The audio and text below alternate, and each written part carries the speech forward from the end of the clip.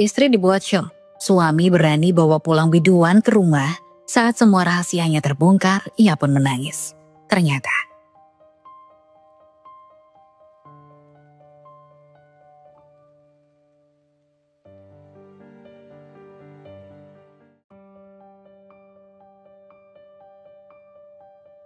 namaku Anda. Aku adalah seorang istri dan ibu dari seorang anak laki-laki bernama Bintang. Ia baru berusia 5 tahun. Hidupku terlihat seperti keluarga kecil lainnya. Normal, sederhana, dan bahagia. Suamiku Roni bekerja sebagai karyawan di sebuah pabrik. Sementara aku bekerja di sebuah instansi pemerintahan sebagai staf administrasi. Setiap pagi dimulai dengan rutinitas yang sibuk. Aku bangun lebih awal dari siapapun, menyiapkan sarapan dan bekal untuk Roni serta Bintang. Dapur selalu dipenuhi aroma nasi goreng sederhana atau roti panggang dengan telur. Setelah memastikan mereka makan dengan baik, aku mengantar Bintang ke taman kanak-kanak sebelum melanjutkan perjalanan ke kantor. Meski kadang terengah-engah mengejar waktu, senyum lebar Bintang dan kecupan ringan dari Roni sebelum berangkat kerja selalu memberiku kekuatan untuk melewati hari. Hari-hariku penuh kesibukan. Di kantor, aku sibuk memeriksa dokumen, mencatat data, dan menghadiri rapat kecil yang seringkali membahas hal-hal rutin. Meski begitu, aku menikmati pekerjaanku. Rekan-rekan kerja yang ramah dan suasana kerja yang tenang membuatku merasa dihargai. Sore hari tiba, aku bergegas menjemput Bintang, memastikan ia tidak perlu menunggu terlalu lama.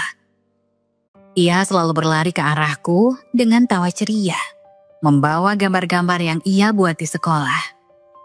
"Lihat Bu, ini aku dan ayah di taman," katanya suatu kali, memperlihatkan gambar yang penuh warna meski garisnya belum sempurna. Sesampainya di rumah, aku kembali larut dalam tugas-tugas rumah tangga. Mencuci pakaian, menyapu lantai, dan memasak makan malam. Aku tidak pernah keberatan dengan semua ini. Bagiku, itu adalah bentuk cintaku pada keluargaku. Namun, seiring waktu, aku mulai merasakan ada sesuatu yang berubah. Roni yang biasanya pulang dengan senyum lelah dan cerita tentang hari-harinya di pabrik, kini sering terlihat lebih diam. Ia mulai pulang lebih malam dengan alasan lembur. Awalnya aku percaya, berpikir bahwa beban kerja di pabrik sedang meningkat. Tapi lama-kelamaan, alasan itu terdengar seperti sebuah pola. Di meja makan, obrolan kami yang dulu hangat masih terasa hampa. Roni sering terlihat sibuk dengan ponselnya, membalas pesan atau melihat layar tanpa menjelaskan apa yang ia lakukan. Bahkan Bintang, yang selalu antusias menceritakan kegiatannya di sekolah, terkadang hanya mendapat anggukan singkat dari ayahnya. "Ayah, aku dapat bintang emas di sekolah hari ini," seru Bintang suatu malam, penuh semangat. "Bagus nak," jawab Roni tanpa menoleh dari ponselnya. Aku memperhatikan raut wajah Bintang yang berubah. Dari senyum cerah menjadi tatapan bingung. Hati kecilku sakit melihat itu. Aku mencoba meyakinkan diriku bahwa ini hanya fase sementara. Mungkin Roni sedang stres dengan pekerjaannya. Tapi semakin hari, sikapnya yang berubah membuatku gelisah. Aku mulai merasa seperti ada dinding tak terlihat yang perlahan terbentuk di antara kami. Sebuah jarak yang tak pernah ada sebelumnya. Dan di saat-saat seperti itu, aku hanya bisa menatap Bintang, mencari kekuatan dari senyum dan pelukannya. Meski lelah dengan pekerjaan dan rutinitas rumah tangga, aku selalu mencoba untuk tidak menunjukkan rasa gelisahku di depan Bintang. Bagiku, kebahagiaan anakku adalah yang paling utama. Beberapa bulan terakhir, Roni mulai sering pulang terlambat. Awalnya ia beralasan ada lembur kerja di pabrik. Aku percaya saja, karena itu memang masuk akal. Aku tahu pekerjaannya di bagian teknis seringkali menuntutnya untuk berada di pabrik lebih lama. Terutama jika ada mesin yang rusak atau produksi yang harus dikejar. Namun, semakin lama, alasan lembur itu menjadi terlalu sering. Hampir setiap malam, bahkan pada akhir pekan, Kamu capek banget, Ron. Jangan forsir diri kamu seperti ini. Kalau sakit gimana? Aku mencoba menasihatinya. Satu malam, ketika ia pulang hampir tengah malam. Ini tanggung jawab, nah. Kalau aku gak kerjain siapa lagi? Aku gak mau bikin tim repot. Jawabnya sambil menghela napas lelah. Ia tersenyum tipis, tapi matanya tidak menunjukkan kebahagiaan. Aku mencoba memahami. Sebagai seorang istri, aku tahu peranku adalah mendukungnya. Namun perlahan, ada sesuatu yang berubah. Sikapnya, caranya berbicara, bahkan caranya memandangku. Semua terasa berbeda. Jika dulu Roni selalu bersemangat menceritakan hari-harinya di pabrik, kini ia hampir tidak pernah berbicara tentang pekerjaannya lagi. Gimana kerjaan tadi, Ron? Tanya aku satu malam saat kami makan malam. Biasa aja. Jawabnya singkat tanpa melihat ke arahku. Jawabannya terdengar seperti dinding yang sulit kutembus. Biasanya Roni akan bercerita panjang lebar. Dari mulai bagaimana mesinnya bermasalah, sampai lelucon kecil yang ia dengar dari rekan kerjanya. Tapi sekarang, ia bahkan tidak berusaha membuka obrolan. Ada kebiasaan baru yang mulai mencolok. Roni menjadi sangat protektif terhadap ponselnya. Jika sebelumnya ponselnya sering tergeletak di meja atau sofa, kini ia selalu membawanya kemanapun, bahkan saat mandi. Aku beberapa kali mencoba iseng bertanya, kenapa sih sekarang ponselmu gak pernah jauh dari kamu? Takut hilang? Tanyaku sambil tertawa ringan, mencoba mencairkan suasana. Ya kan sekarang banyak data penting dari kantor, kalau hilang repot nanti. Jawabnya dengan santai. Tapi nada suaranya terasa terlalu tenang, seperti sudah menyiapkan jawaban itu sebelumnya. Aku mencoba mengabaikan perasaan aneh yang muncul, tapi entah kenapa hatiku merasa ada yang tidak beres. Suatu malam, aku terbangun lebih awal dari biasanya. Jam menunjukkan pukul 2 dini hari. Ketika aku membuka mata, aku sadar Roni tidak ada di sampingku.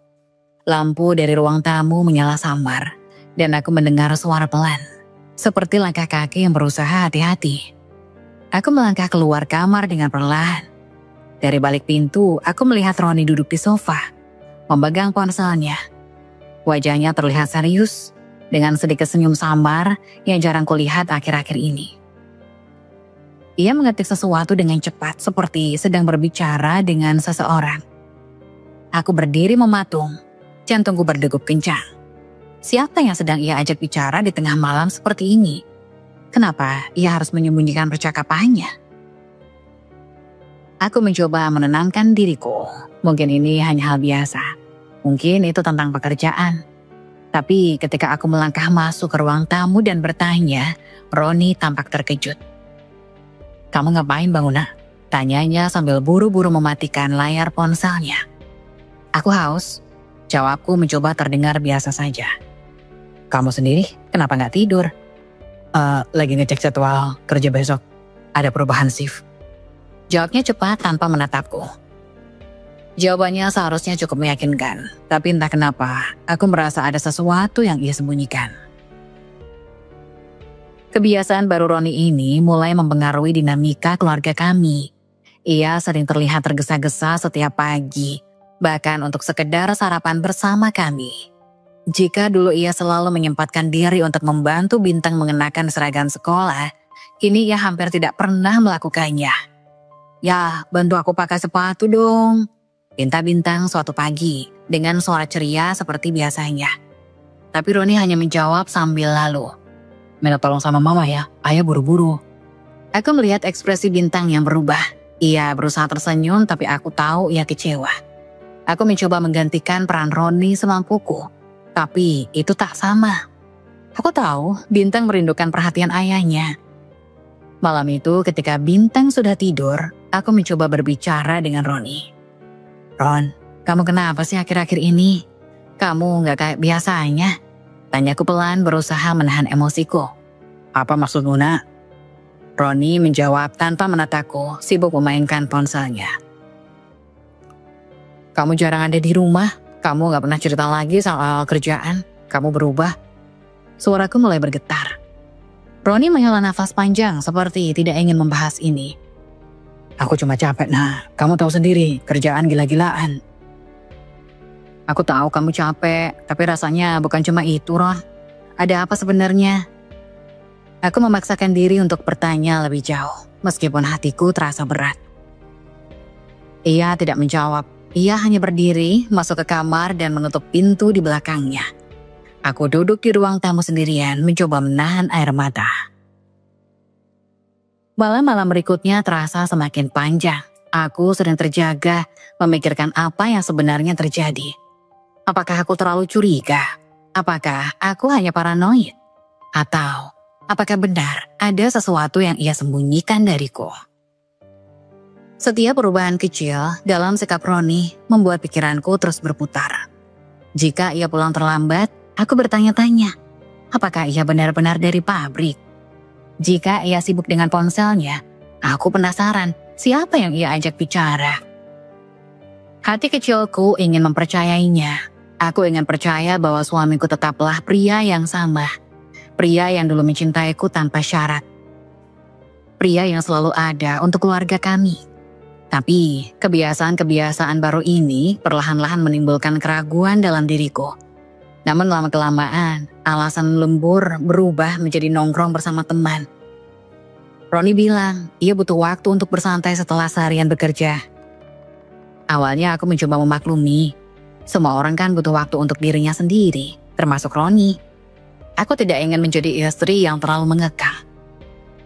Aku cuma mau ngopi sama anak-anak. Gak lama kok, Nak. Tanyanya satu malam sambil tersenyum tipis, seolah mencoba meyakinkanku bahwa itu bukan masalah besar. Aku mengangguk.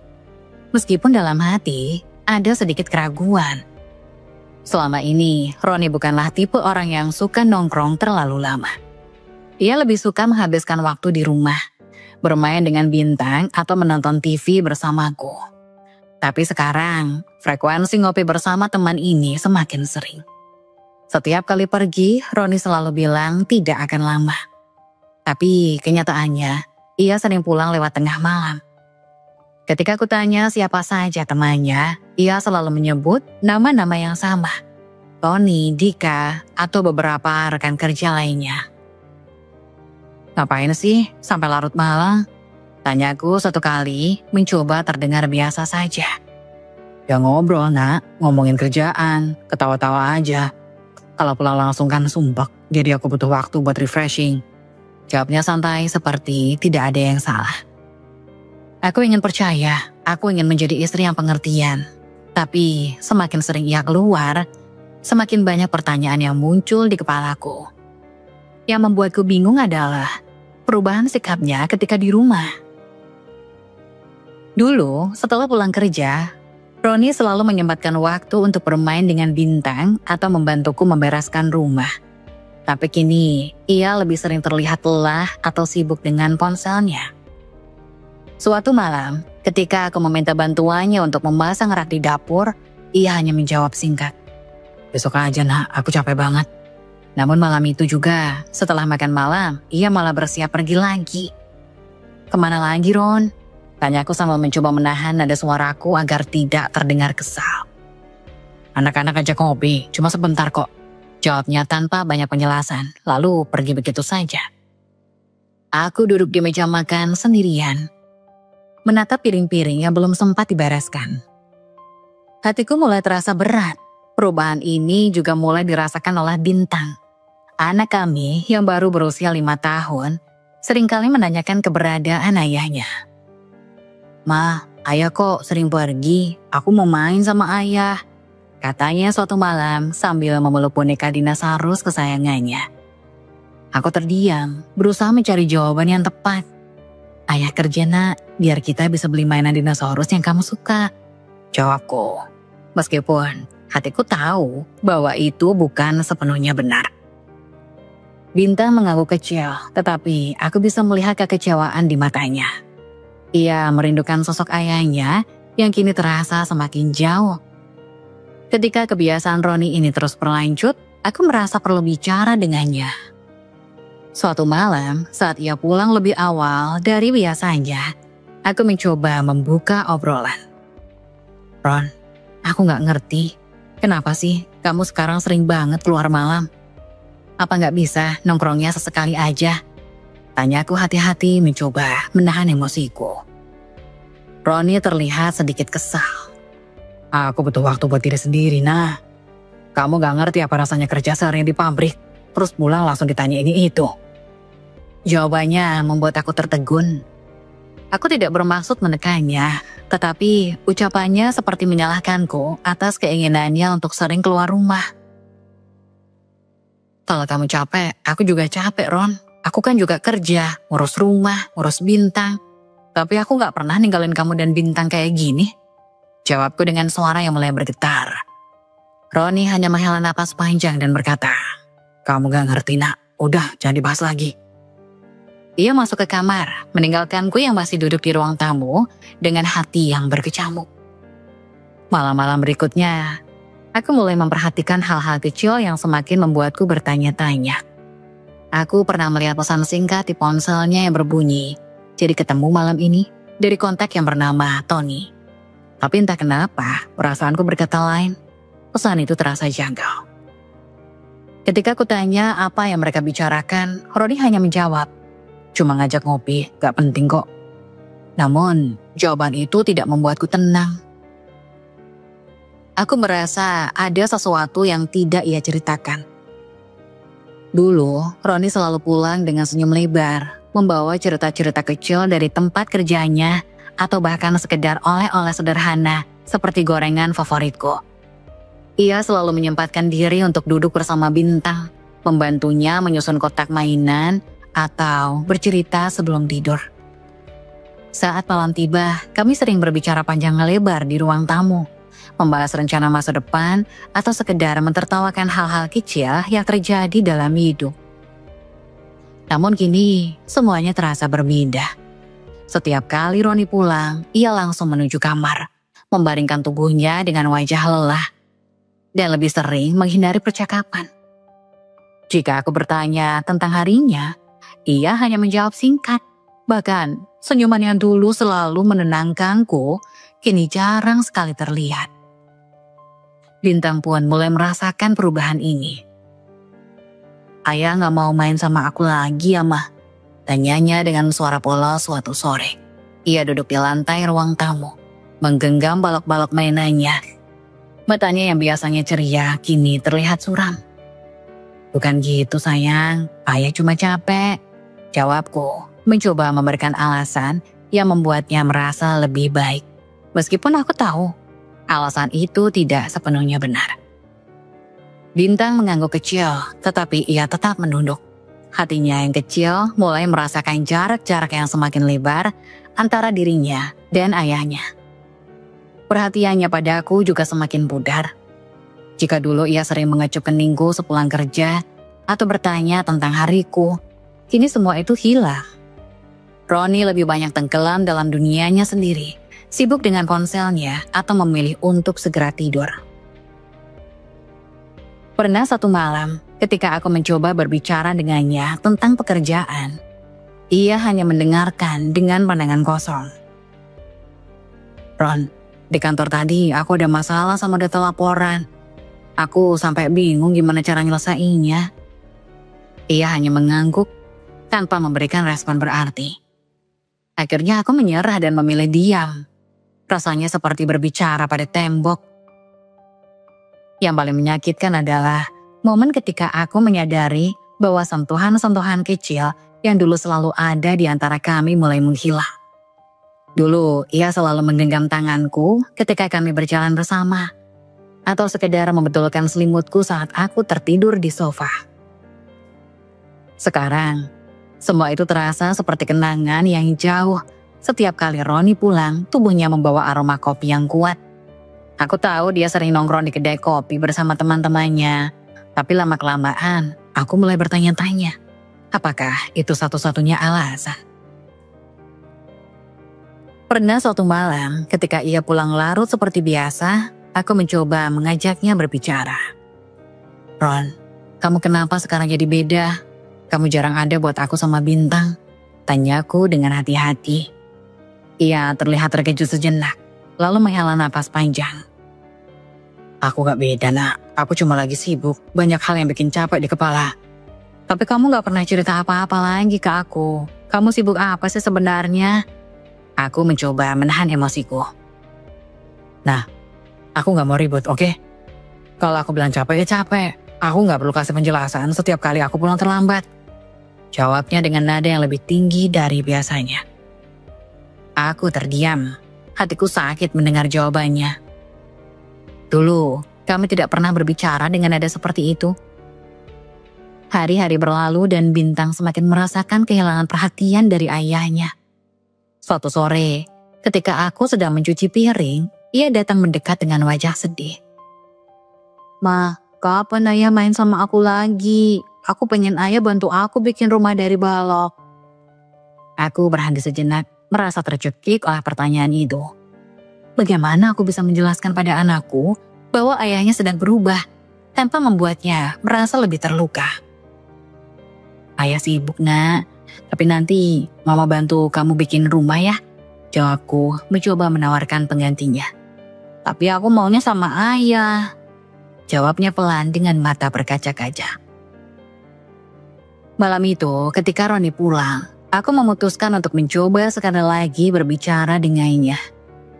Ron, aku gak tahu apa yang sebenarnya terjadi. Tapi tolong jangan lupakan Bintang, dia butuh kamu, kataku sambil menatapnya.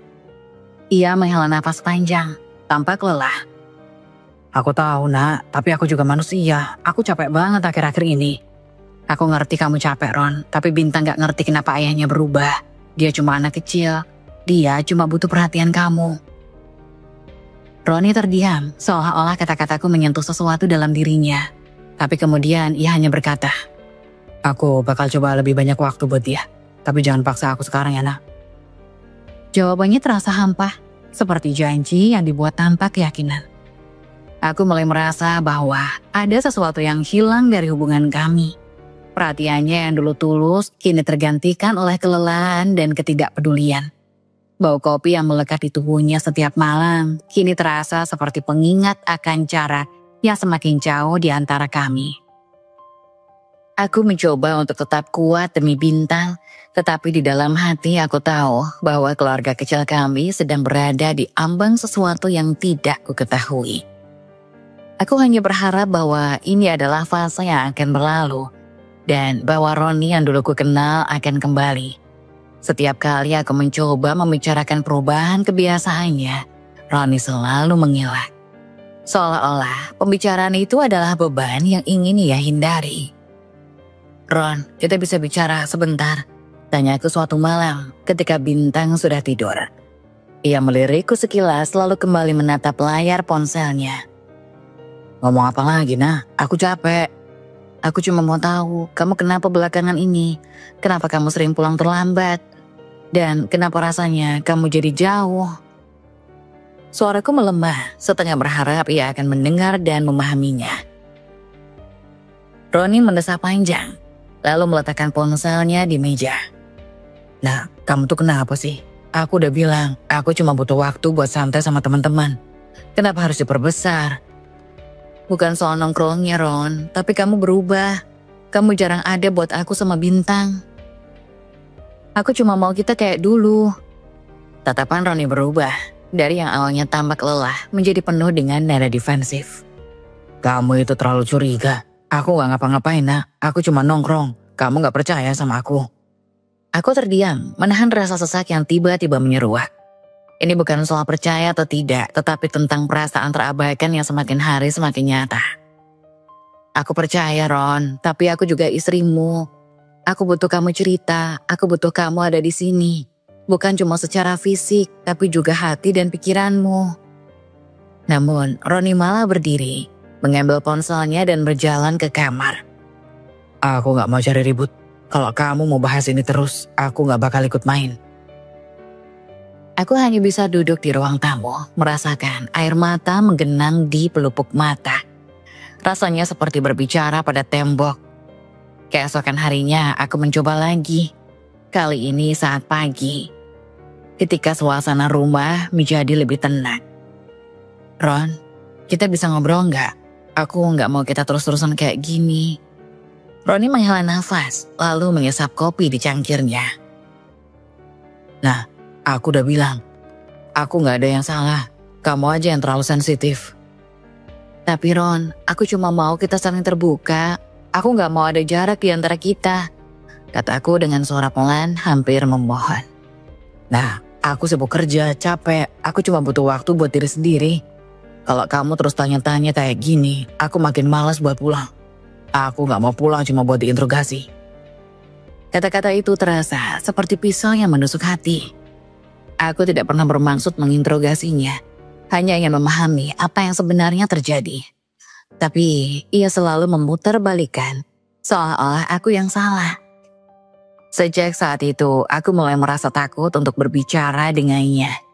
Setiap kali aku ingin membahas perubahan kebiasaannya, aku teringat bagaimana ia selalu menghindar atau malah menyalahkanku.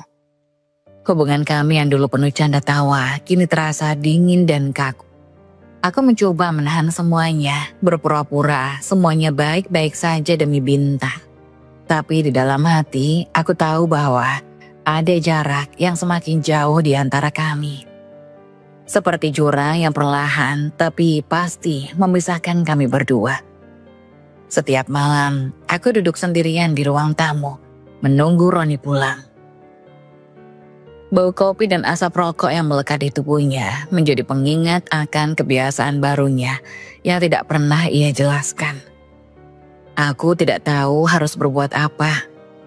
Hanya bisa berharap bahwa suatu hari nanti ia akan berubah dan kembali menjadi Roni yang dulu. Malam itu, aku sedang di kamar, merapikan selimut bintang yang sudah tertidur pulas.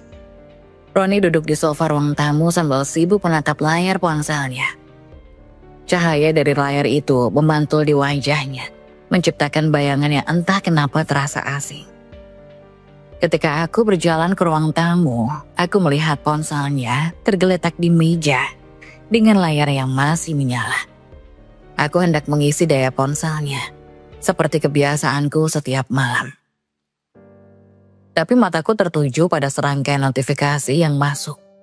Nama Dian muncul berulang kali di layar dengan pesan-pesan singkat seperti, "Udah pulang Ron, aku kangen ngobrol tadi.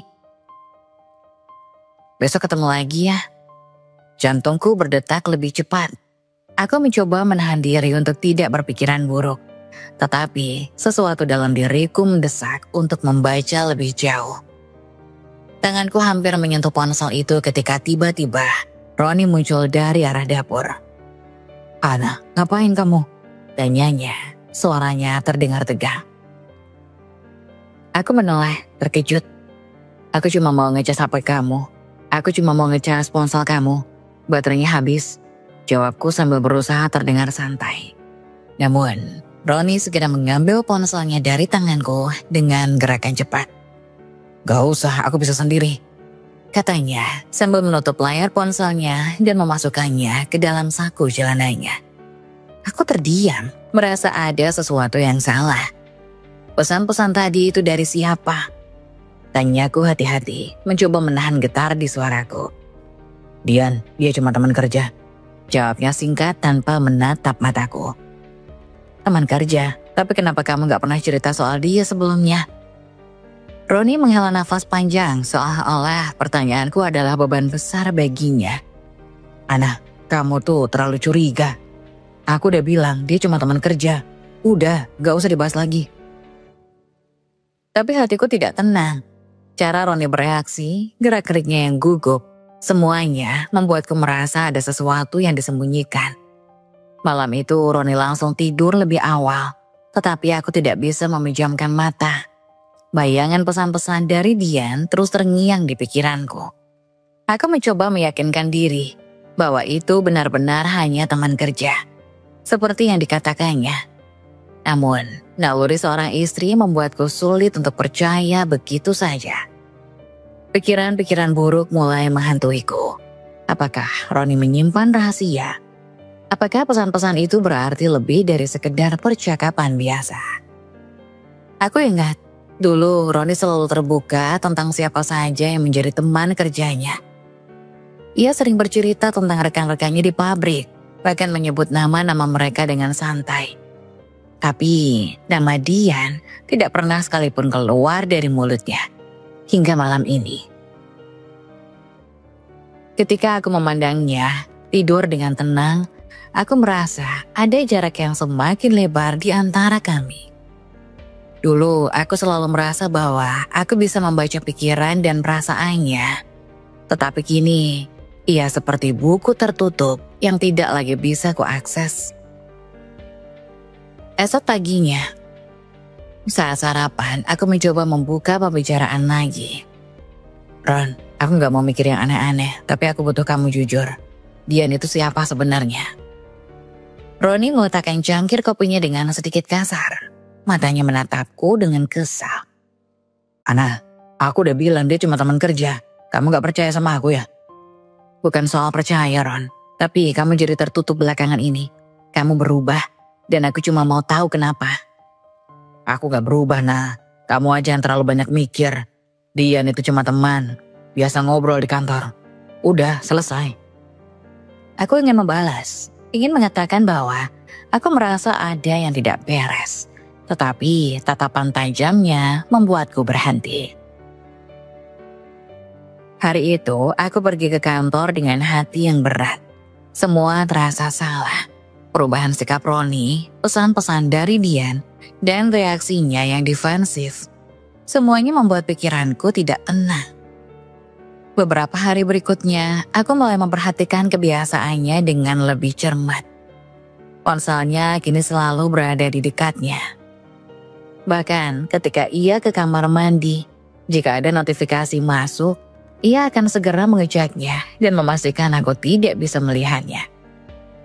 Pernah suatu malam, ketika ia tertidur lebih dulu, aku mencoba mengambil ponselnya yang tergeletak di meja samping tempat tidur. Tapi ternyata dia sudah mengganti sandinya. Hatiku semakin sesak. Aku tidak pernah merasa perlu memeriksa ponsel Roni sebelumnya. Tetapi perubahan ini membuatku tidak bisa menahan diri. Apakah aku yang terlalu curiga? Ataukah memang ada sesuatu yang disembunyikannya? Dalam kebisuan malam, aku duduk di ruang tamu sambil memegang secangkir teh yang sudah dingin. Aku merasa seperti orang asing di rumahku sendiri. Hubungan kami semakin terasa hampa. Seperti sebuah rumah tanpa cahaya. Dulu, setiap malam adalah momen di mana aku dan Roni berbicara tentang hari kami. Bercanda atau sekedar berbagi senyum di tengah lelah. Namun, kini semua itu berubah. Roni semakin sering keluar malam dengan alasan, aku cuma mau ketemu teman-teman. Katanya singkat setiap kali aku bertanya. Tidak ada pelukan sebelum tidur. Tidak ada lagi percakapan panjang yang hangat. Bahkan saat ia ada di rumah, tubuhnya mungkin bersamaku, tapi pikirannya entah melayang kemana. Suatu malam, aku mencoba mendekatinya. Bintang sudah tidur dan rumah dalam keheningan. Aku duduk di sebelahnya, di sofa, menyentuh tangannya dengan hati-hati. Ron, aku kangen sama kamu, kataku pelan, hampir seperti bisikan. Ia menatapku sejenak, lalu melepaskan tanganku dengan lembut. Aku capek, Nah, jangan nambah beban ya, katanya, sebelum berdiri dan menuju kamar tidur tanpa menoleh lagi. Aku terdiam, mencoba menelan penolakan itu dengan lapang dada. Tapi air mata yang menggantung di pelupuk mataku mengkhianati usaha itu. Malam-malam berikutnya aku mulai terbiasa tidur sendirian. Roni sering tidak pulang hingga larut malam. Dan ketika aku mencoba menunggunya, aku hanya mendapati diriku duduk dalam kesepian. Mendengarkan detak jam dinding yang terasa begitu lambat. Ketika akhirnya ia pulang, ia tidak lagi memelukku atau menyapaku dengan senyum seperti dulu. Sebaliknya, ia langsung ke kamar mandi atau berbaring di sofa tanpa sepatah kata pun. Bau kopi dan rokok yang menempel di tubuhnya menjadi penanda kehadirannya. Tetapi juga sekaligus mengingatkanku akan jarak yang semakin lebar di antara kami. Aku mencoba memperbaiki hubungan kami. Aku menyiapkan makan malam favoritnya. mencoba mengenakan pakaian yang ia suka. Bahkan sesekali meninggalkan catatan kecil berisi kata-kata sayang di mejanya. Namun, semua usahaku seolah tidak berarti. Ia tidak lagi memperhatikan, tidak lagi peduli. Salah satu momen yang paling menyakitkan terjadi ketika aku mencoba berbicara dengannya tentang perasaan ini. "Ron, apa kita baik-baik saja?" tanyaku suatu malam. Suaraku bergetar karena takut mendengar jawabannya. Roni mendesah tanpa kesal. "Kamu selalu tanya hal yang sama, Ana. Aku gak ngerti kenapa kamu terus berpikir yang aneh-aneh. Tapi aku merasa kamu berubah. Kamu gak lagi ada buat aku, buat Bintang. Aku cuma mau kita seperti dulu." Ia menggelengkan kepala. Matanya menatapku dengan dingin. "Nah, aku udah bilang, aku capek. Aku gak punya waktu buat drama." "Drama? Jadi kamu pikir apa yang aku rasakan ini cuma drama?" Roni berdiri, mengangkat tangan seolah ingin mengakhiri percakapan itu. "Aku gak mau bahas ini lagi. Aku butuh istirahat." Ia berjalan ke kamar, meninggalkanku duduk sendirian di ruang tamu dengan hati yang terasa retak. Hari-hari berikutnya semakin sulit. Aku merasa seperti sedang hidup bersama orang asing. Setiap kali aku berusaha mendekat, Roni justru semakin menjauh. Bahkan, Bintang mulai merasakan perubahan itu. "Kenapa ayah gak main sama aku lagi, Bu?" tanya Bintang suatu sore ketika ia sedang menggambar di meja makan. Pertanyaan itu menusukku seperti pisau. Aku hanya bisa tersenyum tipis dan mengusap kepalanya. "Ayah lagi sibuk sayang, tapi nanti pasti ayah akan main lagi sama kamu." Namun dalam hati, aku tahu bahwa aku tidak yakin dengan ucapanku sendiri. Aku mulai takut kehilangan Roni sepenuhnya. Setiap malam aku bertanya-tanya, apakah aku yang kurang baik sebagai istri? Apakah ada sesuatu yang salah dalam diriku? Namun semakin aku berusaha mencari jawaban, semakin aku merasa bahwa semua ini bukan hanya tentang aku. Ada sesuatu yang sedang ia sembunyikan, sesuatu yang tidak ingin dia bagi denganku. Namun, semakin aku berusaha mencari jawaban, semakin aku merasa bahwa semua ini bukan hanya tentang aku. Dan itu membuatku semakin takut. Takut bahwa hubungan kami yang dulu penuh cinta dan tawa, kini hanya menjadi kenangan. Sementara yang tersisa hanyalah dingin dan kesepian. Hal itu dimulai seperti hari-hari lainnya, biasa dan tenang. Aku sudah menyiapkan sarapan untuk Bintang ketika tetangga kami, Bu Siti, datang mendekat. Wajahnya tampak serius. Dan aku bisa merasakan ada sesuatu yang tidak beres. "Ana, aku gak tahu harus bilang ke siapa," katanya. Suaranya rendah, penuh kehati-hatian. "Tapi aku rasa kamu perlu tahu." Aku menatapnya bingung. "Ada apa, Bu?" Bu Siti menarik napas panjang sebelum melanjutkan. "Aku lihat Roni di kafe tadi siang. Dia duduk di sana sama seorang wanita. Bukan cuma wanita biasa, Ana, itu Dian. Wanita yang dulu sempat jadi pacarnya katanya." Darahku serasa beku di tubuh. Nama Dian kembali terngiang dalam pikiranku. Bersama dengan pesan-pesan yang dulu sempat aku lihat di ponsel Roni. Aku mencoba menenangkan diri, tetapi jantungku berdegup kencang. Apa? Apa kamu yakin itu Dian?" tanyaku meskipun aku sudah tahu jawabannya. Bu Siti mengangguk pelan. "Aku kenal dia, Ana. Dulu mereka sempat terlihat dekat sebelum Roni menikah sama kamu. Dia biduan terkenal di kota kecil ini." Aku merasa dunia ini berputar lebih cepat dari biasanya. Semua yang terasa samar-samar kini seolah menjadi kenyataan yang tak bisa kuhindari. Aku mencoba menguasai diriku, tetapi kata-kata Bu Siti terus bergema di telingaku. Roni bersama Dian yang dulu pacarnya.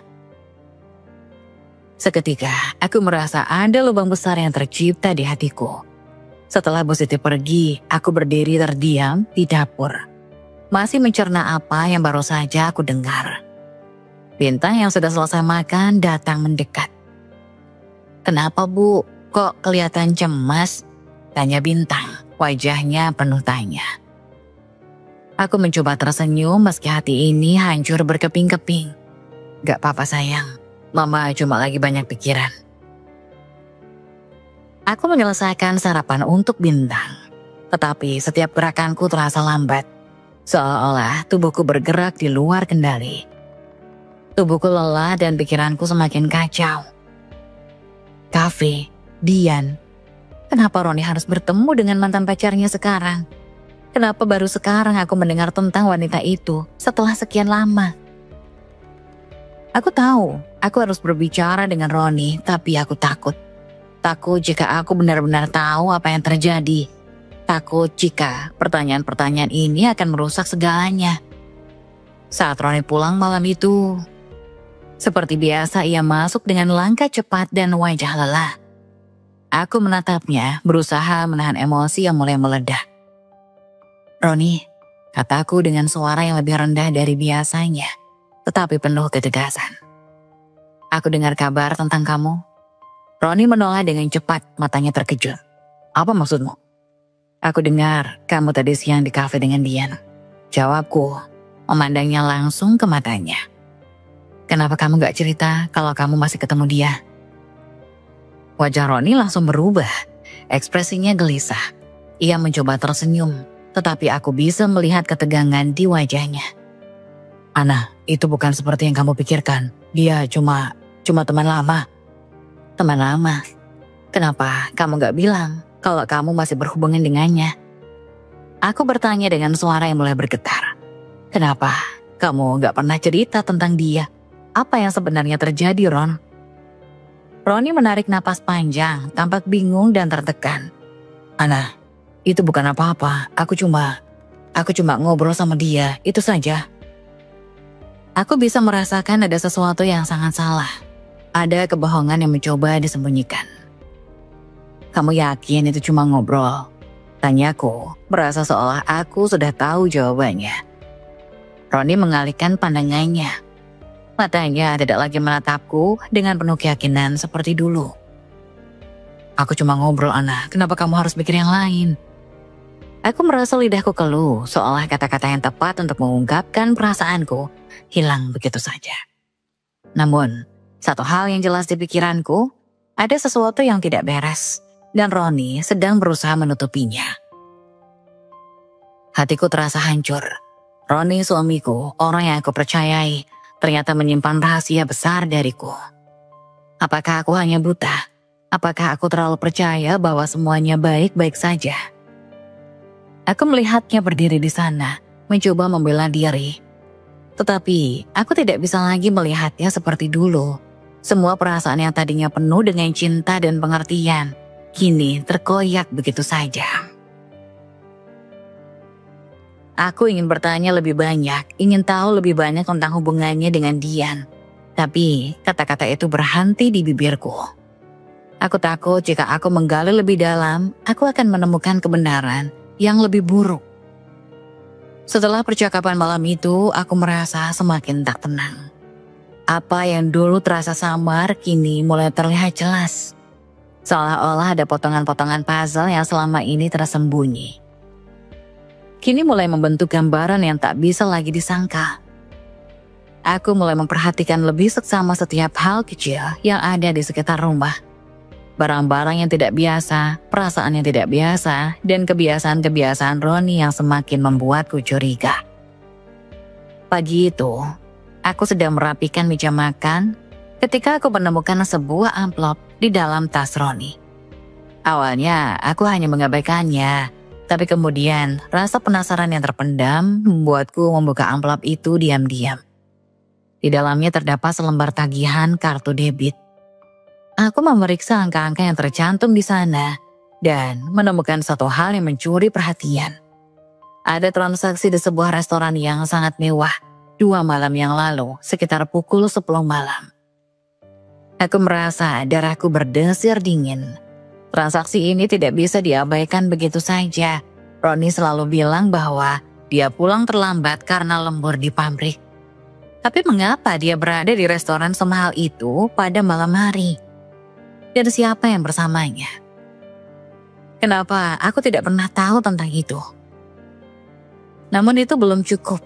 Aku merasa perlu mencari lebih banyak bukti untuk benar-benar memahami apa yang terjadi. Hari itu, saat Roni pergi untuk mengurus beberapa urusan luar rumah, aku memutuskan untuk memeriksa jaketnya yang tergantung di lemari. Aku terkejut ketika menemukan aroma parfum yang sangat kuat menempel di sana. Aroma yang tidak pernah kuhirup sebelumnya. Aroma parfum wanita. Aroma itu seperti cambuk yang menyentak pikiranku. Bukan parfum milikku. Bukan parfum milik bintang yang mungkin menempel pada pakaian Roni setelah ia bermain dengannya. Ini adalah parfum yang asing, yang pasti milik seorang wanita lain. Aku merasakan ketegangan di dadaku seolah ada beban berat yang tiba-tiba mengempakku. Semua petunjuk yang sebelumnya hanya bayangan kini mulai terungkap dengan jelas. Pukul 4 sore Roni pulang. Aku menunggunya di ruang tamu. Mencoba menahan amarah dan kekecewaan yang menggunung. Ketika ia memasuki rumah, aku sudah memutuskan untuk tidak lagi menutup mata terhadap kenyataan. Ada apa, Nah? Roni bertanya dengan nada bingung melihat ekspresiku yang berubah. Aku berdiri mendekatinya dengan perlahan. Dan tanpa berkata apa-apa, aku mengangkat jaketnya dan menunjukkan kepadanya. Parfum ini, Ron, parfum wanita lain, kataku dengan suara bergetar. Roni terlihat terkejut, tapi hanya untuk sekejap. Segera ekspresinya berubah menjadi lebih defensif. Itu bukan seperti yang kamu pikirkan, Ana. Jawabnya, suaranya terdengar terpaksa. Apa yang harus aku pikirkan, Ron? Kamu pergi ke restoran mewah, ada transaksi kartu debit di sana. Lalu kamu pulang dengan parfum wanita lain menempel di jaketmu. Apa yang harus aku pikirkan? Selain kenyataan bahwa kamu sedang menyembunyikan sesuatu dariku. Tanyaku, suaraku makin meninggi. Ia mengalihkan pandangan dan aku bisa melihat rasa bersalah di matanya. Meskipun ia berusaha keras untuk menutupinya. Ana, itu cuma teman kerja. Dia hanya mengajakku makan malam untuk membahas pekerjaan. Tidak ada yang lebih dari itu. Katanya berusaha meyakinkanku. Tapi aku sudah tidak bisa lagi percaya begitu saja. Segala alasan yang ia berikan terasa semakin tipis. Semakin rapuh di hadapanku. Kenapa dia harus bertemu dengan Dian sampai malam? Kenapa harus makan malam di tempat mewah? Dan kenapa parfum wanita itu ada di jaketnya? Semua pertanyaan itu menggantung tanpa jawaban yang memadai. Aku mengambil napas dalam-dalam, berusaha menenangkan diri. Jangan bohong lagi, Roni. Aku sudah tahu semuanya. Kamu tidak perlu melanjutkan kebohongan ini. Roni terdiam. Wajahnya berubah ke lambu. Aku bisa melihat bahwa ia tahu. Kali ini, ia tidak ingin lagi mengelak. Keheningan yang mencekam memenuhi ruang tamu. Membuat kami berdua merasa seperti dua orang asing yang tidak saling mengenal. Aku mulai merasakan kekecewaan yang begitu mendalam. Menghancurkan segala cinta yang pernah kupertahankan. Aku hanya bisa bertanya-tanya, bagaimana bisa hubungan kami yang pernah kami bangun dengan begitu banyak harapan, kini sekarang terancam hancur begitu saja oleh kebohongan dan ketidakjujuran. Kepercayaan yang selama ini kupertahankan, kini terbakar habis. Dan aku harus menghadapi kenyataan pahit bahwa mungkin cinta yang aku percayai selama ini hanyalah sebuah bayangan. Suasana di rumah semakin tegang. Setiap detik yang berlalu semakin menambah beban di hatiku. Aku merasa jantungku berdegup begitu cepat, sementara pikiranku dipenuhi dengan segala kebohongan yang kini terungkap di hadapanku. Tidak ada lagi kata-kata manis dari Roni. Tidak ada lagi alasan yang bisa aku terima. Aku merasa terperangkap dalam kebingungannya. Dan aku tidak bisa lagi diam. Aku memandangnya dengan mata penuh amarah. Berusaha menahan air mata yang ingin jatuh. Roni, kamu gak bisa terus seperti ini. Kamu tidak bisa terus berbohong dan berharap aku gak tahu. Apa kamu pikir aku bodoh? Ujarku dengan suara yang hampir pecah. Roni yang sebelumnya terlihat terkejut, kini menatapku dengan wajah yang penuh kemarahan. Jadi sekarang kamu menganggap aku sebagai penipu? Jawabnya. Suaranya kasar dan penuh kekesalan. Kamu yang terlalu curiga. Kamu yang terlalu ikut campur dalam hidupku, Ana. Aku butuh ruang. Kenapa kamu gak bisa menghargai itu? Aku merasa dadaku sesak, seolah ada yang menekan dari dalam. Roni yang dulu selalu sabar dan penuh perhatian, kini berubah menjadi sosok yang begitu jauh dari yang ku kenal. Kata-kata yang keluar dari mulutnya seperti pisau yang menusuk perasaanku, semakin menggores luka yang tak bisa lagi sembuh. Apa kamu serius, Ron? Kamu benar-benar bilang aku yang terlalu curiga? Aku gak lagi bodoh. Aku gak lagi bisa percaya sama kamu. Aku berteriak, hampir tidak mengenali diriku sendiri. Kamu bukan hanya berbohong, kamu menghancurkan semuanya. Keluarga kita, pernikahan kita, semuanya. Roni mendekat dengan wajah yang penuh kemarahan. Aku gak mau lagi ngomong tentang ini, Ana. Sudah cukup. Suaranya menggelegar dan aku merasa takut untuk melanjutkan percakapan ini. Tetapi hatiku sudah penuh dengan kekecewaan untuk bisa diam. Aku membalikkan tubuh dan berusaha menenangkan diri sejenak. Tetapi emosi yang aku pendam begitu lama akhirnya pecah. Aku gak bisa hidup seperti ini, Roni. Aku berkata dengan suara pecah. Aku tidak bisa terus merasa seperti orang asing di rumah ini. Aku gak bisa terus merasakan kekosongan ini setiap hari. Roni berdiri diam di belakangku.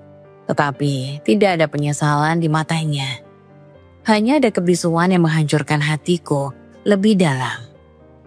Kalau begitu pergi saja. Jawabnya dingin tanpa rasa penyesalan. Kalau kamu merasa gak bahagia, kenapa harus tetap di sini? Kamu bisa pergi kapan saja. Kata-katanya itu adalah pukulan terakhir yang membuatku tak bisa lagi bertahan. Aku memandangnya satu kali lagi dan tanpa berkata apa-apa, aku berbalik dan melangkah keluar dari rumah. Aku membawa Bintang pergi dengan perasaan penuh kekosongan.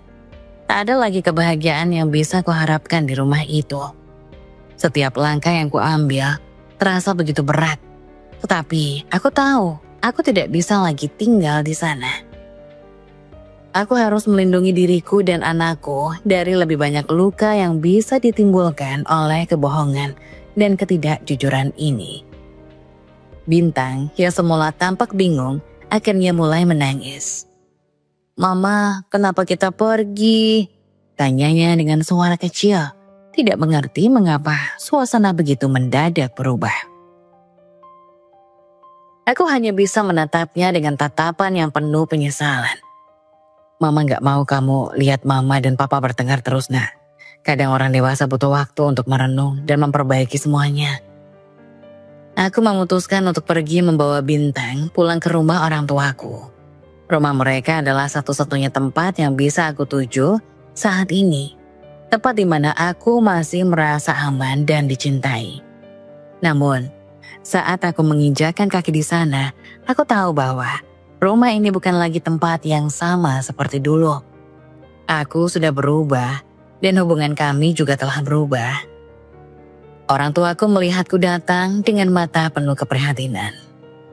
Ibu langsung mendekat dan memelukku erat. "Ana, kenapa? Apa yang terjadi?" tanyanya dengan suara lembut. Namun aku tahu, dia tahu ada sesuatu yang salah. Aku hanya bisa menangis dalam pelukannya, merasakan beratnya beban yang kini terpaksa aku tanggung. Bintang yang berada di pelukanku hanya bisa terdiam, mungkin merasa kebingunganku yang semakin membesar. Ibu mengusap punggungku, mencoba menenangkanku. "Jangan khawatir, nak. Kamu dan Bintang akan baik-baik saja. Kami ada untuk kalian." Namun, dalam hatiku, aku merasa tidak ada yang bisa memperbaiki luka yang tergores begitu dalam. Aku tidak tahu apakah ada jalan kembali untukku dan Roni. Yang aku tahu, saat ini aku harus berjuang untuk diriku sendiri dan untuk anakku. Sebuah perjalanan panjang menanti, dan aku tidak tahu apakah aku masih bisa menemui kebahagiaan di ujungnya. Malam itu setelah beberapa hari di rumah orang tuaku, aku merasa sedikit lebih tenang. meskipun hatiku masih penuh dengan keraguan dan pertanyaan. Rasa kecewa yang kualami belum sepenuhnya hilang, tetapi aku tahu aku perlu menyelesaikan semuanya. Aku tidak bisa hidup dalam kebingungan lebih lama lagi. Aku memutuskan untuk kembali ke rumah, meskipun langkahku terasa berat. Tidak ada yang tahu bahwa aku akan kembali malam itu. Bahkan Roni sendiri tak tahu. Aku hanya ingin mengambil beberapa barang-barang penting, pakaian, dokumen, dan barang-barang yang memang harus kuambil. Aku sudah memutuskan, aku tidak akan kembali lagi ke rumah itu selamanya jika kenyataan yang kuhadapi tetap sama. Sesampainya di rumah, aku merasa ada ketegangan yang menyelimuti udara. Rumah yang dulunya penuh dengan tawa, kini terasa kosong. Suara langkah kakiku terdengar bergema saat aku masuk.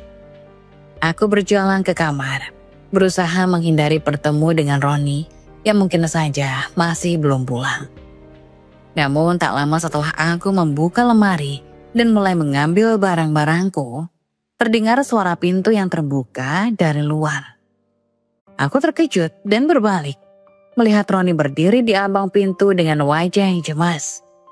Matanya sedikit terbelalak, seolah tidak percaya aku kembali.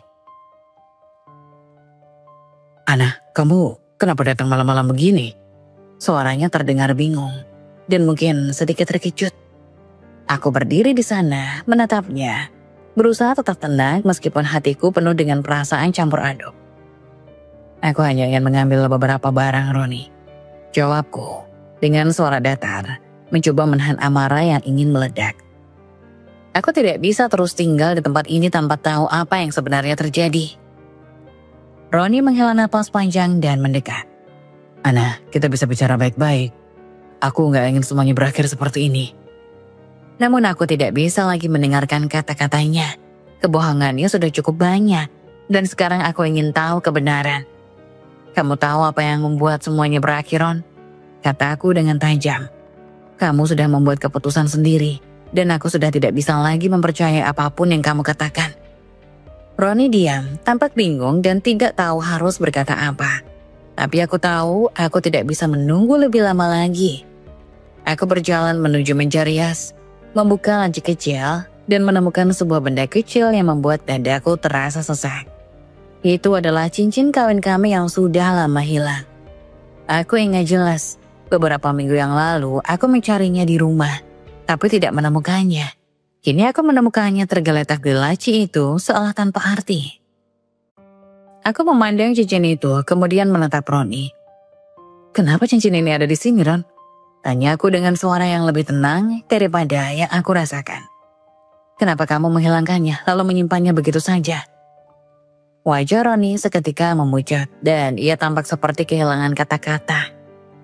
Beberapa detik berlalu dalam diam dan aku bisa merasakan ketegangan yang menebal di antara kami. Ana. Roni akhirnya bersuara dengan suara serak. Aku minta maaf, aku nggak tahu harus mulai dari mana. Namun, aku sudah tahu kemana arah percakapan ini. Aku sudah cukup mendengar alasan Ron, kataku dengan suara yang penuh luka. Semua ini hanya konfirmasi dari apa yang sudah aku curigai selama ini. Roni mencoba mendekat, ingin meraih tanganku, tetapi aku menghindar. Jangan sentuh aku, ujarku dengan tegas.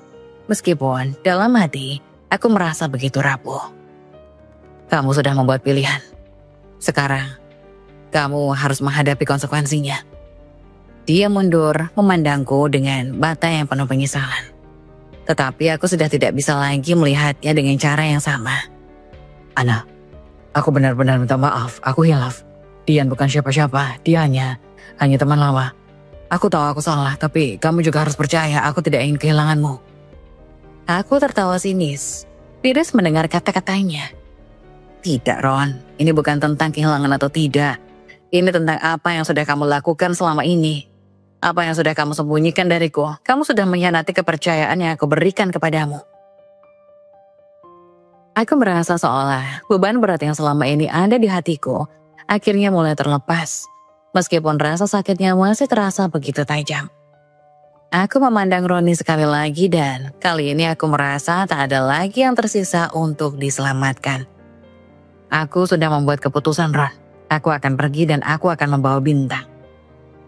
Roni hanya bisa menunduk. Wajahnya penuh penyesalan. Tapi aku tahu itu sudah tidak ada artinya lagi. Ana, tolong jangan pergi. Katanya hampir putus asa. Aku akan berubah, aku janji, aku akan memperbaiki semuanya. Aku hanya menggelengkan kepala sambil menahan air mata. Sudah terlambat, Roni. Aku sudah tidak bisa lagi mempercayaimu. Aku hanya ingin kamu tahu aku akan baik-baik saja. Dan Bintang, dia akan baik-baik saja tanpa kebohongan ini. Aku meninggalkan rumah itu malam itu juga membawa Bintang bersamaku. Roni tetap berdiri di sana memandangku dengan tatapan kosong yang menandakan penyesalan yang datang terlambat. Aku tahu jalan ini tidak akan mudah, tetapi aku sudah memutuskan untuk melangkah sendiri tanpa lagi terperangkap dalam kebohongan dan pengkhianatan. Kembali ke rumah itu, aku merasa seperti sebuah keputusan yang sangat berat. Namun aku tahu aku harus melakukannya, menghadapi kenyataan dan mengakhiri semuanya. Ketika aku sampai di depan rumah itu, aku menarik napas panjang mencoba menenangkan diriku. Aku tahu malam ini akan menentukan segalanya, dan aku harus kuat untuk menghadapi apa yang ada di balik pintu itu. Namun, apa yang kutemui jauh lebih menghancurkan daripada yang bisa kubayangkan.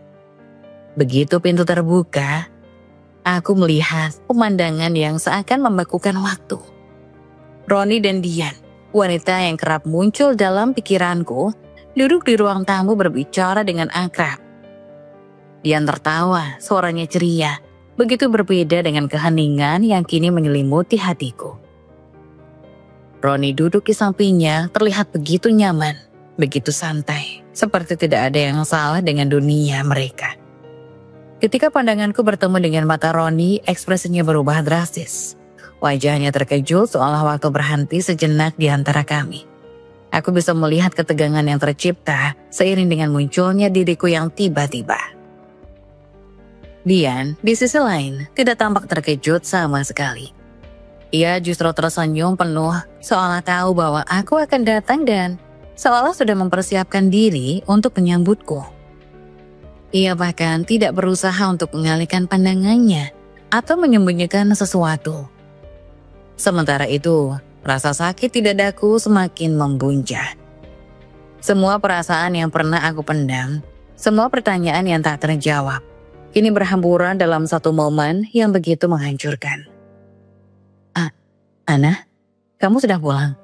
Kata Dian dengan suara ringan seperti mengabaikan fakta bahwa aku sedang berdiri di depan mereka berdua dengan hati yang hancur. Aku terdiam sejenak, hampir tidak percaya dengan apa yang kulihat. Roni yang biasanya menjadi pelindungku, sekarang berdiri di samping wanita ini, berbicara dengannya seakan semuanya baik-baik saja. Sementara aku merasa seperti kehilangan pijakan. Dunia yang selama ini kulihat dengan penuh cinta dan kebahagiaan, kini berubah menjadi reruntuhan yang tak bisa kubenahi. Apa yang terjadi, Ron?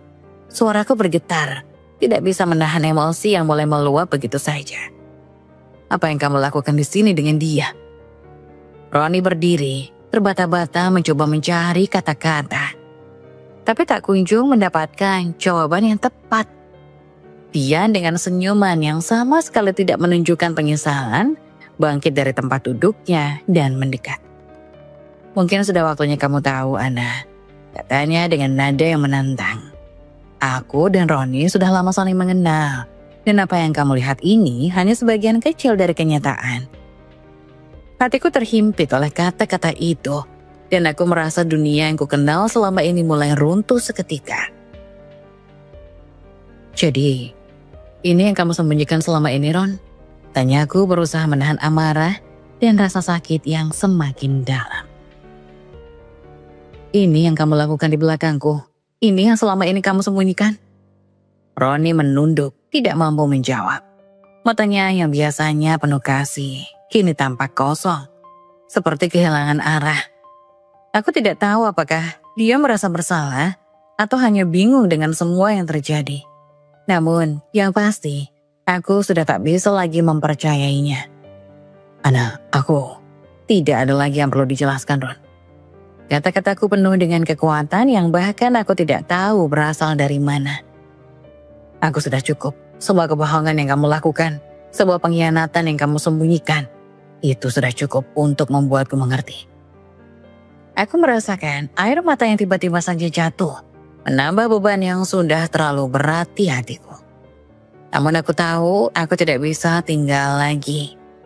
Aku tidak bisa menghabiskan waktu lebih lama lagi di tempat yang sudah tidak ada lagi kepercayaannya. Aku sudah tidak mau lagi tinggal di sini, kata aku pelan namun tegas. Aku akan pergi, dan aku akan membawa Bintang. Kamu boleh melanjutkan hidupmu dengan pilihanmu sendiri. Tetapi aku tidak bisa lagi menjadi bagian dari kebohongan ini. Dia tersenyum sinis seolah menyetujui keputusanku. Sementara Roni hanya bisa terdiam, tidak tahu harus berbuat apa. Tapi aku sudah memutuskan. Keputusan ini sudah matang. Aku berjalan keluar dari rumah itu tanpa menoleh lagi ke belakang. Pandanganku kabur, namun langkahku tetap pasti. Hatiku begitu berat, tetapi aku tahu bahwa ini adalah langkah terbaik bagi diriku dan Bintang. Aku tidak lagi ingin terperangkap dalam kebohongan yang telah menggerogoti hidup kami selama ini. Aku akan melangkah jauh dari semua itu, mencari kebahagiaan yang layak kami dapatkan. Di luar rumah, malam terasa begitu sunyi. Aku tidak berkata banyak. Rasanya kata-kata yang ada di kepalaku terlalu sulit untuk keluar. Seakan mulutku terkunci oleh rasa sakit yang begitu dalam. Air mataku mengalir deras tanpa bisa kuhalangi. Setiap tetes yang jatuh seolah membawa semua beban yang telah lama kutahan. Aku merasa hancur, seolah semuanya runtuh dalam sekejap. Roni, suamiku yang dulu begitu aku percayai, kini tampak begitu jauh. Terpisah oleh jarak yang bahkan lebih luas daripada ribuan kilometer. Aku hanya berdiri di sana sejenak menatap rumah yang dulu terasa penuh dengan kenangan indah. Disinilah aku pernah mengharapkan kebahagiaan bersama Roni dan Bintang. Disinilah aku membangun masa depan yang tampaknya begitu cerah. Sebelum semua itu pecah karena kebohongan dan pengkhianatan. Tapi sekarang, semua ini terasa kosong dan beku. Tidak ada lagi tawa, tidak ada lagi cinta yang mengikat kami. Hanya ada rasa sakit yang mendalam di dalam hati. Aku mengambil barang-barangku dengan tangan gemetar. Beberapa pakaian, beberapa mainan Bintang yang selalu membuatnya tersenyum. Dan barang-barang penting lainnya. Aku tidak bisa tinggal lagi di tempat ini. Tidak ada lagi yang bisa kupertahankan di sini. Setiap sudut rumah ini mengingatkanku pada segala kebohongan yang disembunyikan. Pada rasa sakit yang terus tumbuh seiring waktu. Bintang terbangun. Matanya yang masih penuh rasa bingung menatapku. Seolah bertanya mengapa kami meninggalkan rumah ini begitu tiba-tiba. Aku menggendongnya dengan hati-hati. Berusaha tetap tenang meskipun hatiku terasa hancur. Aku ingin menunjukkan padanya bahwa meskipun dunia kami berubah, kami tetap akan baik-baik saja. Dia tidak perlu tahu seluruh kebenaran sekarang. Aku akan menjaga dia, memberi dia kebahagiaan yang layak dia dapatkan, tanpa ada kebohongan yang mengelilinginya. Roni berdiri di sana menatap kami dengan tatapan kosong. Aku bisa melihat penyesalan yang menghiasi wajahnya, tapi itu sudah terlambat. Aku tidak bisa lagi memberi maaf dan aku tidak bisa lagi mempercayainya. Perasaan itu telah terkubur begitu dalam. Tertutup oleh semua kebohongan yang ia bangun selama ini. Aku tidak merasa ada lagi yang bisa diselamatkan. Kenapa, Ana? Kenapa kamu melakukan ini? Tanya Roni dengan suara yang nyaris tak terdengar. Kita bisa bicarakan semuanya, aku akan berubah. Aku menatapnya dengan mata yang basah oleh air mata. Namun, suaraku tetap tegas. Aku sudah tidak bisa lagi, Roni. Ini sudah terlalu jauh. Aku tidak bisa terus hidup dengan kebohongan. Aku ingin kebahagiaan. Aku ingin kedamaian dan aku tidak akan mendapatkannya di sini. Kata-kataku terdengar sangat berat. Seakan-akan setiap hurufnya menambah beban yang ada di hatiku. Tetapi aku tahu ini adalah keputusan yang benar. Sudah cukup. Semua kebohongan, semua pengkhianatan, semuanya telah menghancurkan apa yang kami bangun bersama. Aku tidak bisa lagi melanjutkannya. Aku sudah lelah. Aku melangkah keluar dari rumah itu membawa Bintang bersamaku. Kami meninggalkan rumah yang pernah penuh dengan kebahagiaan, yang kini hanya menyisakan kenangan pahit. Aku tidak menoleh ke belakang karena aku tahu jika aku melakukannya, aku akan kembali terjerat dalam kebingunganku. Aku harus melangkah maju meskipun jalan di depan terasa begitu gelap dan tak pasti. Bintang yang masih dalam pelukanku hanya diam. Tapi aku bisa merasakan dia merasa bingung. Aku menggenggamnya lebih erat, berjanji pada diriku sendiri bahwa aku akan memberikan yang terbaik untuknya. Apapun yang terjadi, kami akan mulai lagi di tempat yang baru. Dengan kehidupan baru yang lebih baik, jauh dari pengkhianatan yang telah menghancurkan segalanya. Dalam keheningan malam itu, aku tahu satu hal yang pasti. Aku telah membuat keputusan untuk diri sendiri. Juga kami berdua. Ini adalah akhir dari pernikahan kami, dan ini adalah awal dari kehidupan yang baru. Keputusan itu tidak datang dengan mudah, tetapi aku tahu ini adalah langkah yang benar. Aku hanya berharap suatu saat nanti Bintang akan memahami mengapa aku harus mengambil langkah ini. Karena apapun yang terjadi, aku akan selalu melindunginya. Beberapa minggu setelah aku menggugat cerai, aku sedang duduk di ruang tamu rumah orang tuaku, menikmati sore yang tenang. Ketika terdengar suara ketukan pelan di pintu. Aku terkejut, tidak mengira akan ada yang datang ke dalam rumah. Ketika pintu terbuka, aku melihat sosok yang sangat aku kenal, Roni. Suamiku yang dulu. Wajahnya tampak lelah dan sembab.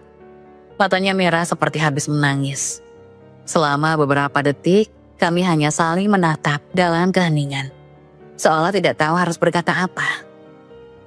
Aku bisa merasakan rasa cemas dan penyesalan yang begitu kuat di udara. Meskipun aku tahu ini bukan kali pertama dia berusaha meminta maaf. Ana, suara Roni bergetar. Dan aku melihat dia menarik napas dalam-dalam sebelum melanjutkan. Aku salah, aku hilaf. Kata-katanya yang terucap dengan kesedihan yang begitu mendalam. Dia menatapku dengan mata yang penuh air mata. Seakan berharap aku bisa melihat penyesalan yang tulus di dalamnya. Aku tidak bisa hidup tanpamu dan Bintang, kumohon kembalilah. Aku berdiri diam, merasakan hatiku tercekat. Aku tahu Roni ingin aku mendengar penyesalannya, tetapi di saat itu, aku tidak bisa merasakannya dengan cara yang sama lagi. Dia memang tampak menyesal, tapi itu tidak mengubah apa yang sudah terjadi. Aku mengingat betul betapa sakitnya melihatnya bersama wanita lain. Betapa hancurnya hati ini saat aku mengetahui semua kebohongan yang telah ia sembunyikan. Aku mengangkat kepala dan menatapnya langsung. Tak ada sedikit pun keraguan dalam mataku. Roni, kataku tegas. Suara yang lebih kuat dari yang aku kira. Kesempatan itu sudah kamu sia-siakan. Aku sudah memberikan begitu banyak waktu dan kesempatan untukmu. Tapi apa yang kamu lakukan? Kamu menghancurkan segalanya. Aku melangkah mundur sedikit, merasakan setiap langkah penuh kepastian. Aku dan Bintang akan baik-baik saja tanpamu. Aku sudah cukup terluka. Aku sudah memutuskan dan aku tidak akan kembali. Aku bisa melihat tubuh Roni yang semakin tampak lemas. Seakan-akan semua energi hilang dari dirinya. Dia terdiam kemudian perlahan menundukkan kepala. Air matanya jatuh begitu saja tanpa bisa dia tahan. Aku bisa merasakan betapa hancurnya dia. Tapi aku juga tahu, saat itu juga rasa sakitku jauh lebih dalam. Aku tidak bisa lagi mempercayainya. Dan yang lebih penting, aku tidak ingin kembali ke dalam hubungan yang sudah tak bisa lagi diperbaiki. Roni berlutut di depan pintu, wajahnya penuh penyesalan. Tangannya terangkat, seperti ingin memegangiku. Tetapi aku mundur dengan lembut. Aku tidak ingin membiarkan dia masuk lagi ke dalam hidupku, baik secara fisik maupun emosional. Aku sudah menutup pintu untuknya selamanya. Hari itu, ketika aku menutup pintu di hadapannya, aku merasa ada sebuah kelegaan yang tidak pernah aku rasakan sebelumnya. Keputusan ini memang berat dan air mata yang mengalir sepanjang hari itu menunjukkan betapa sulitnya aku untuk sampai pada titik ini. Namun di dalam hatiku aku tahu ini adalah keputusan yang tepat. Aku pantas mendapatkan kehidupan yang lebih baik, kehidupan yang bebas dari pengkhianatan, kebohongan dan rasa sakit. Aku menatap Roni yang masih duduk di depan pintu, menahan tangisannya, dan meski hati kecilku merasa kasihan, aku tahu inilah yang terbaik untuk kami semua. Jangan cari aku lagi, Ron. Kataku dengan suara yang lebih tenang meskipun perasaan di dalam hatiku bertabrakan. Semua ini sudah berakhir. Aku menutup pintu perlahan, mengunci dunia lama itu di luar. Di balik pintu aku merasa Bintang duduk di dekatku merangkulku dan untuk pertama kalinya, setelah sekian lama aku merasakan kedamaian. Bintang adalah segalanya bagiku sekarang. Dia adalah sumber kekuatan dan kebahagiaanku. Aku tahu bahwa aku akan memberikan yang terbaik untuknya. Masa depan kami akan berbeda, lebih baik, lebih penuh dengan cinta dan kebahagiaan yang sejati, tanpa adanya ruang untuk pengkhianatan lagi. Aku dan Bintang akan melanjutkan hidup kami bersama-sama, mencari kebahagiaan yang layak kami dapatkan. Keputusan ini adalah titik awal dari perjalanan baru. Sebuah perjalanan di mana kami akan belajar untuk hidup dengan lebih bebas, lebih kuat, dan lebih mencintai diri kami sendiri.